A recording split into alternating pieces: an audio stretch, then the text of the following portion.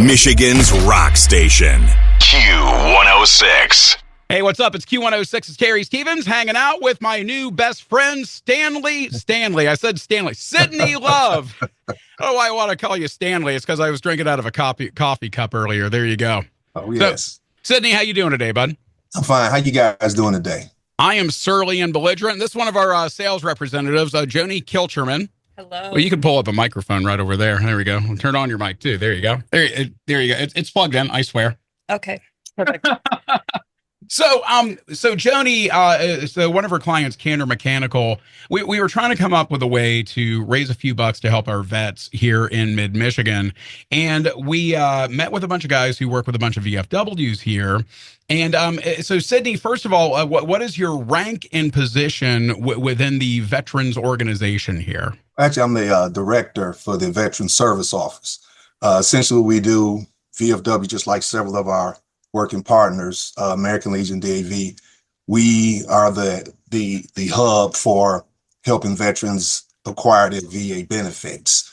Very cool. Obviously, unfortunately, since everything doesn't go through smoothly, we come in and we're that free service act. We're free service that actually help the veterans to acquire the benefits, not just the monetary, also the health, homelessness. Just a lot of those programs out there that we do for free that you're starting to see people advertising for that same assistance. You don't. Oh, very cool. Well, I mean, let's be real. These men and women, they've already paid in one way or another. I mean, that service, that certainly doesn't go unrecognized here in Q106 land. So, Sidney, what have you seen, like when you look at the boots on the ground outreach that the VFWs located throughout mid-Michigan do? Where do you see them having the most impact in the communities in which they serve? Well, I'll tell you, one of the most effective means of getting individuals to the right place for their assistance, it's a lot of word of mouth. When you do a great job assisting that veteran, they go on social media, they talk to their friends, they talk to their family, talk about us on the job. Obviously, in a lot of your urban areas, where, our influence is a lot more impactful. One thing that our veteran community should understand is we do power of attorneys. It's a limited power of attorney for assistance and representation. Now, this allows them in days like this with bad weather. You don't have to do the traditional sit in front of a human being, inquire about benefits or. We're literally on Zoom right now. The technology exists. Absolutely. And that's the thing we need to get out to our more rural areas. Especially as you start going up north, you get up closer to the Upper Peninsula, the odds of coming across a veteran service officer, it starts to diminish, obviously.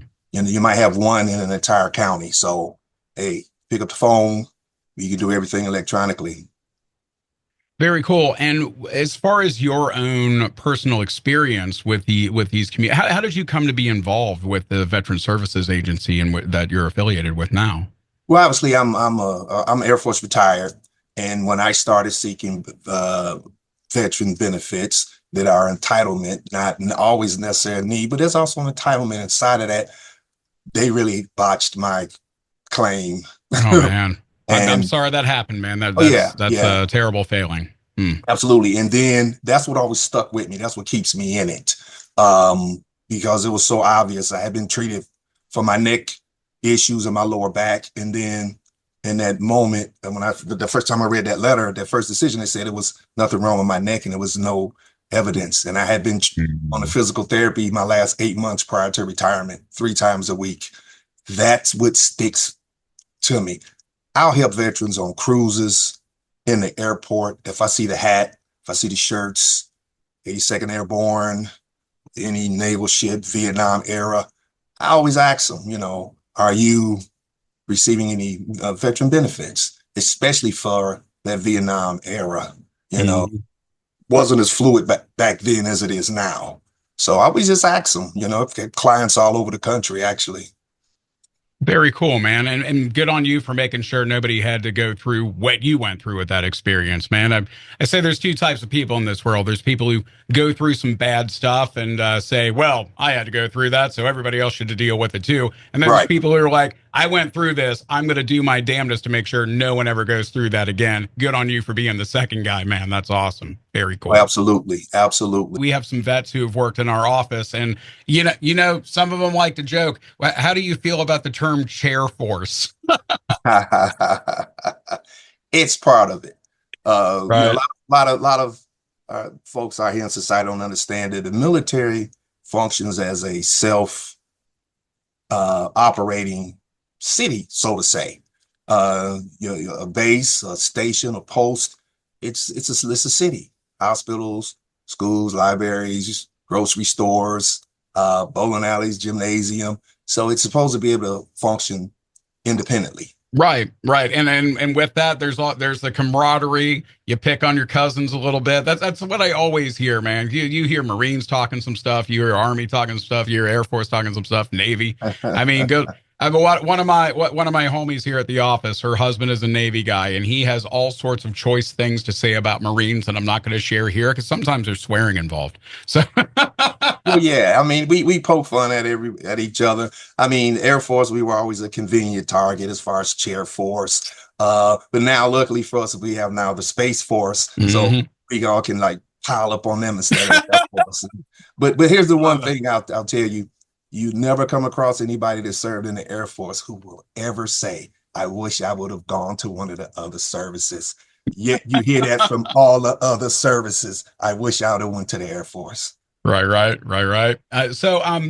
When you are talking with vets, with people who have served, what do you see as being obviously location when it comes to those rural areas is a big factor, but when you take location out of it, what do you see as the greatest obstacle to veterans accessing those services? What do you see as the biggest stumbling block? Well, the a lot of stereotypes about the VA. A lot of veterans don't want to deal with it. They hear the negative experience part of it. No one gets from VA compensation. No one goes from 0 to 100 in the beginning. It just doesn't really happen, and it can be discouraging. That is a major problem. And then you also have veterans out there whose lives are in a nice place. They feel they don't need any assistance, but it's actually an entitlement. And you should never feel bad. Someone else needs it. There's a big pot of money out there. It really is. And the fact that we made that decision to essentially put ourselves in harm's way right off the top. You don't know it when you're first signing up, but it's the same from everyone out of the starting block. You can be informed or ordered to a life, defining situation. Absolutely. When you our station, obviously, we talk to a lot of younger folks who have served. They're coming out of Iraq, they're coming out of Afghanistan, and some of the more recent theaters of conflict. What do you see as as a particular stumbling block for them accessing what they've certainly earned, again, a million times over from the VA? Well, a lot of times it's when you're talking VA benefits, you have generations, obviously different generations, and the mindset's going to be different. A lot of the young folks, they just kind of move on with life. Definitely, you'll find the younger generation don't want to engage with the mental health challenges. Mm-hmm. You can't erase stuff out of your mind. It's there, even if it's not. You're not walking around in life like you have a straight jacket on in your mind, but those thoughts, they're there. You always have triggers. And a lot of them don't want to go down that road because you have to kind of open that door up. Right. Right. I remember, man, we do this thing every year at the station. I was doing it when I was in Wisconsin, too. We do this. Well, thankfully, the number's down to 17 now. We used to do this 22-day push-up challenge. We do 22 a day. And when you do stuff like that, you get to talk to a lot of vets. And I will never forget, man, this kid shows up to this like brat fry that we're doing to raise money for a local post. And, it's him, his wife, their tiny little baby, just this adorable family. And this dude proceeds to tell me that he served over in Afghanistan. He lost 14 comrades over there to enemy fire. And then he moves back here and lost like 20 some to PTSD, and what that comes with. And when you hear that, man, it's like, damn, there's there's so many points between point A and point B where, man, if those guys had got some help, if they would have been able to get access to that care, and did they know it was there? That's Right. that's the thing. And I mean, you see this every day doing what you do. That's and hey, thanks for doing what you do and making sure these men and women do have access to the service, to those services, to those facilities that they've certainly earned the right to. When getting back to the VFWs, what's the stereotype is, oh yeah, that's where the old vets go to drink their faces off every day. But Right. what else do you see your local VFWs doing in their communities? Well, there's a lot of veteran assistance that they provide. And always remember that it's free. We don't charge people for anything. It's helping with the homeless. It's providing transportation. It's helping individuals maybe upgrade their home, get necessary ramps, feeding the homeless. But one of the challenges that you do deal with, since we do have different generations, membership. VFW is funded through membership. And obviously, since the younger generation, they just don't engage with a lot of those stereotypes.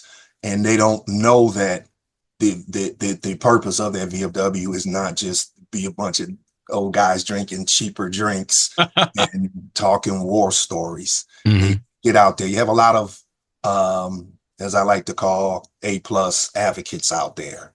They don't cut it off. They're all the time. Mm-hmm. They stay motivated to look at improving something for veterans somewhere. Right. I think now when you were serving, when that was like last week, right? You're a young fella. So, Yes. So when were you in, man? 1987 to 1987 to 2007. 20 years, 20 days. Right. So, Desert Shield happened back then, or sorry, Desert Storm, which eventually morphed into Desert Shield. I mean, I'm a type 1 diabetic. I never had the opportunity to serve. I was diagnosed at 9 years old, and they said, son, we appreciate your enthusiasm, but insulin doesn't last long in the desert. So, but I have a lot of family who have served. They served during World War II, Korean conflict, a few in Vietnam. And when they went in with their whole neighborhood got drafted. Right. So when you came back and your whole neighborhood came back, and there was that built-in community almost, Whereas when I was in high school, I think there was maybe 2 guys who enlisted, and when they came back, it wasn't like their whole neighborhood came back and had that similar experience. And that community cannot be discounted, man. It can't be dismissed. And what I'm hearing from you and what I've heard from a lot of other vets is these spaces like your VFWs, your Legions. Yeah, the cheap drinks are fine. I loves me a cheap beer too. But that community, it seems to be one of the most valuable things that they provide. Like, hey, here's a place where you can hang out. You got something going on. Guess what? There's a guy or a gal there who's probably had a similar experience and can maybe help you work through it, Right. Oh, absolutely. And with a lot of veterans out there need to understand, or individuals that's looking, that's interested in trying to support by maybe donating to the VFW or one of the service orgs, mostly VFW, of course, is the things we do on a national level too. A lot of these changes that come about. One of the individuals that was directly involved with the PACT Act is actually from Michigan. Oh wow, okay. Yes, and one of our guys, he was on our crew here in Michigan, Kevin. And you have to that's not what they kind of advertise, but a lot of these changes that come for veterans, it starts because of the major service organizations, especially the VFW. They have a lot of influence on Capitol Hill, and that's how you make That's how those changes come about. It's these organizations who fight and battle.